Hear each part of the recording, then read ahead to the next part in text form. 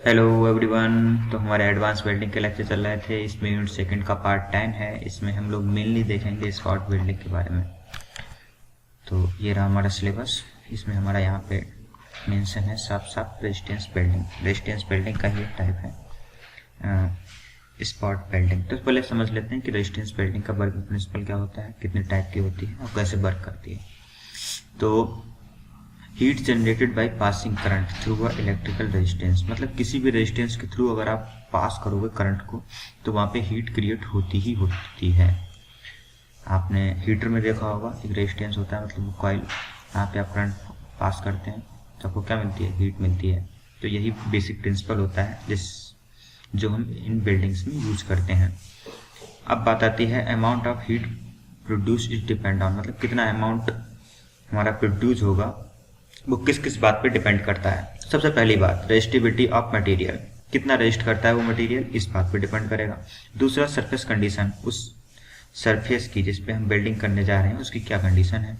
Number 3 current supplied, कितना current हमने supply किया है। और 4 कितनी देर तक सप्लाई किया है।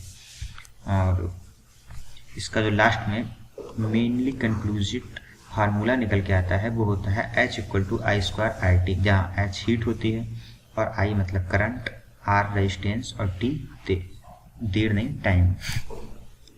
अब बात करते हैं कि कितने टाइप की होती है रेजिस्टेंस वेल्डिंग। तो मेनली ये 4 तरह की होती है। स्पॉट वेल्डिंग, जिसको हम इस पार्टिकुलर वीडियो में डिस्कस करेंगे। दूसरा सीम वेल्डिंग, प्रोजेक्शन वेल्डिंग और फ्लैश वेल्ड वेल्डिंग, ये हम आगे वाली वीडियोज में डिस्कस करेंगे। तो अब बात करते हैं रेजिस्टेंस वेल्डिंग का पहला टाइप स्पॉट वेल्डिंग के बारे में। मैं रिपीट करके बता रहा हूँ कि रेजिस्टेंस वेल्डिंग का एक टाइप ही है स्पॉट वेल्डिंग, ठीक है। अब सबसे पहली बात, ये हम यूज कहाँ पे करते हैं, 1 mm से 3 mm के बीच में, मतलब बहुत छोटी थिकनेस की प्लेट्स के लिए हम यूज करते हैं स्पॉट वेल्डिंग को, ठीक है। इसमें करंट कितना रखते हैं, बहुत हाई, 10,000 से लेकर 50,000 एम्पियर। और टाइम इसमें कितना लगता है, बहुत कम, 0.01 सेकेंड से 0.5 सेकेंड।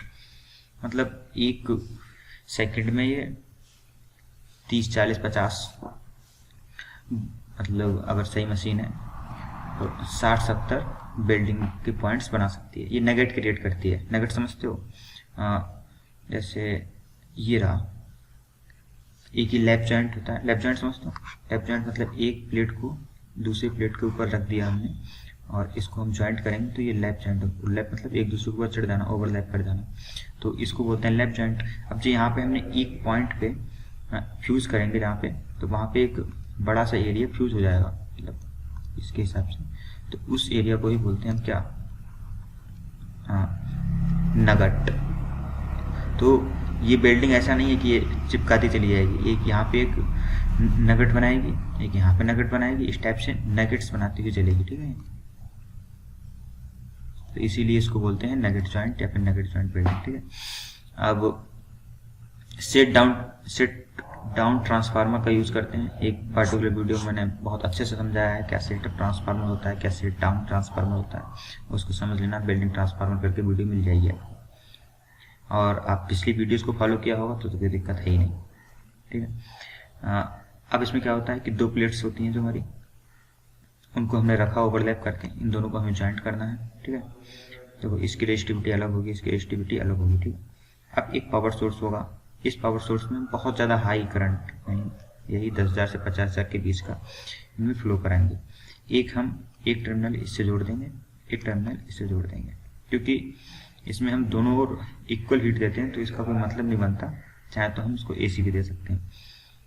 तो हम क्या करते हैं कि यहाँ से प्रेशर अप्लाई करते हैं। ये जो है ये प्रेशर भी अप्लाई होता है, अभी अगले फिगर में ग्राफ से समझाएंगे इसको किस टाइम पे प्रेशर अप्लाई होता है।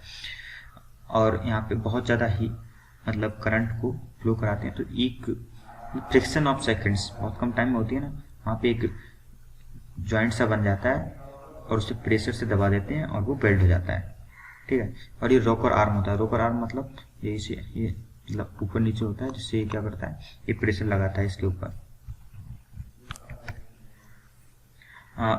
ये आपके काम की बहुत ज़्यादा है नहीं। आप अगर ESE का पेपर लिख रहे हैं इवन गेट में भी कभी कभार भले ही पूछ ले इन फार्मूलाज पे कोई क्वेश्चन, ईटा एम ये जरूर देख लेना, ये इसके तो क्वेश्चन भी कराएं, ये गेट पे भले पूछ लें, अदरवाइज ये ईएससी के हैं। आपको बस इतना समझ लो, यहाँ पे जो बिल्डिंग हुई है तो यहाँ पे जो बीच का एरिया है जो बिल्ड हुआ है, जो पिघल के मेटल फ्यूज हुआ है, उसको ही बोलते हैं नगट। ठीक है, अब समझ लो कि क्योंकि मैंने बताया ना कि बहुत ही कम सेकंड में निकल जाती है, मतलब बिल्डिंग हो जाती है, तो अब समझते हैं कि किस किस टाइम तक क्या क्या होता है। तो एस मतलब यहाँ से लेके यहाँ तक ये जो लीनियर वेरी हुआ है टाइम प्रेशर, इसमें क्या हुआ है स्क्वीज टाइम। स्क्वीज का मतलब समझते हो, स्क्वीज का मतलब होता है निचोड़ना। जैसे आपने कोई भी चीज़ निचोड़ दी, तो इसमें निचोड़ने का क्या मतलब, जो आपको वो हमारी बिल्डिंग आएगी ना बाहर से, जो हमारा इलेक्ट्रोड होगा वो वहाँ तक आने में जितना टाइम लगेगा, क्योंकि बहुत कम सेकंड होती है, इसलिए वो टाइम भी इसके लिए काफ़ी ज़्यादा होता है। और दूसरा यहाँ पे बिल्डिंग होगी, ये जो है ना बहुत हाई करंट यहाँ पे फ्लो होगा, ये डब्ल्यू इतने एरिया में, और यहाँ पे बिल्डिंग हो जाएगी। ठीक है, एच ये होल्ड टाइम, मतलब जो उसे थोड़ी देर के लिए रखे रहेगा, जो यहाँ पे बिल्डिंग है उसको ऐसा करके प्रेशर लगा दिया, उसके बावजूद कुछ सेकंड, मतलब कुछ सेकंड क्या मतलब बहुत ही कम टाइम तक तो रुकेगा ही ना, इतनी देर तक रुका रहा है। उसके बाद में ऑफ टाइम, उसे फिर वहाँ से हटाने के लिए, मतलब जो मशीन से आगे बढ़ाने में टाइम लगेगा वो ऑफ टाइम। तो इस टाइप से तुम समझ लो कि ये हटाने और उठाने, हालांकि बहुत फास्ट प्रोसेस होता है, उसके बावजूद इनमें सब में ज़्यादा टाइम लगेगा बजाय बिल्डिंग होने में। बिल्डिंग में बहुत ही कम टाइम लगता है। तो ये ग्राफ चाहो तो बना देना, बहुत अच्छा इंप्रेशन पड़ेगा, वरना कोई बहुत ज़्यादा अनिवार्यता है नहीं इसको बनाने की आपका एग्जाम। तो ये सब मैंने बता ही दिया है। अब फिर भी कुछ खास हो इसमें, देखो कॉपर का इलेक्ट्रोड इसमें यूज करते हैं, ये जरूर ध्यान रखना। और लीक प्रूफ जॉइंट हम इससे नहीं बना सकते, मैंने बताया ना, एक यहाँ पे जॉइंट बनना है, एक यहाँ पे जॉइंट बनना है, मतलब नगेट बनना है, तो फिर लीक प्रूफ का तो कोई मतलब ही नहीं बनता है इसमें। अब बात करते हैं इसके एप्लीकेशंस की। एप्लीकेशंस के लिए इसमें जो क्या कहते हैं लैप जॉइंट की ज्वाइनिंग के लिए ही इसको यूज किया जाता है। मतलब हमने दो प्लेटें एक दूसरे के ऊपर चढ़ा दी और उनको ज्वाइन करना है हमें नगेट्स यानी स्पॉट वेल्डिंग के थ्रू। इसका एप्लीकेशन वो नहीं होता है कि हम इसकी कोई मतलब दो प्लेट्स को नॉर्मली जोड़ दें। इसका एप्लीकेशन मेनली होता है कि हमें दो प्लेट्स में वेल्डिंग करनी है। ठीक है, हमारी कोई बॉडीज हैं उनको वेल्डिंग करनी है, मतलब अच्छे से वेल्ड करने हैं। तो इसके लिए ताकि वो रुके रहें, तो इधर प्लेट्स ना भागे, तो हम स्पॉट वेल्डिंग करते हैं उनके।